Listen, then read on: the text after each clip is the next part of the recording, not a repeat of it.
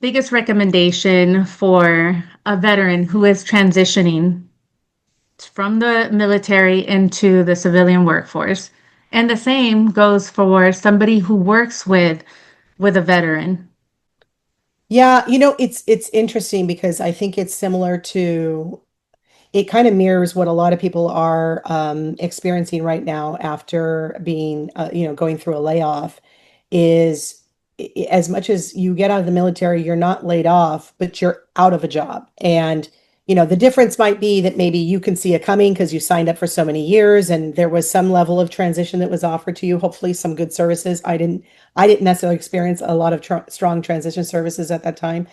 Um, but as I'm working with people that are leaving organizations and I'm seeing, the mirroring of veterans going into that environment, there's a couple of things I would say. I'm going to just kind of go from this place of the more proactive versus reactive that you can be for anybody that's in this kind of jumping from one job to the next and not having a job lined up. Like you're in this kind of gap between where you were and where you're going.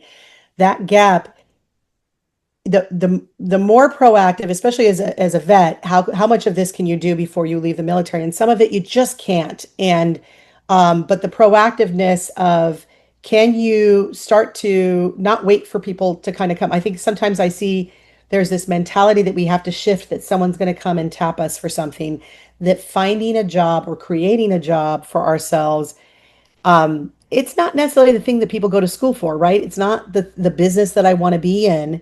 And so when I'm hunting for a job, it is work. So you have to be a little proactive. You can't just wait for others to tap you on the shoulder. But on the other hand, you have to be easy on yourself. I really